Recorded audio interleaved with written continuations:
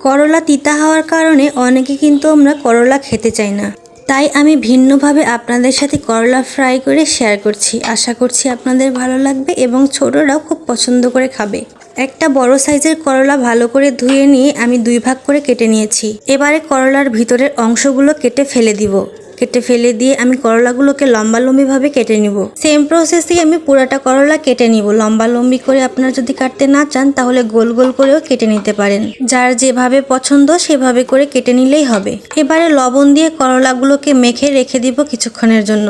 এতে করে করলা থেকে কিছুটা হলেও তিতা বেরিয়ে আসবে। লবণ দিয়ে মাখিয়ে রাখার কারণে করলা থেকে বেশ অনেকখানি পানি বেরিয়ে এসেছে। এবার পানিগুলোকে ভালো করে চিপে আমি তুলে নিচ্ছি। এবারে দিলাম 1 চামচ বেসন ও 1 চামচ কর্নফ্লাওয়ার। এবারে দিয়ে দিলাম লবণ, হলুদ, গরম মশলার গুঁড়া, শুকনো মরিচের গুঁড়া ও গোলমরিচের গুঁড়া। কর্নফ্লাওয়ার না থাকলে শুকনো চালের গুঁড়াও এখানে ব্যবহার করা যেতে পারে। এবারে তেল গরম করে নিয়ে দিয়ে দিলাম করলাগুলো।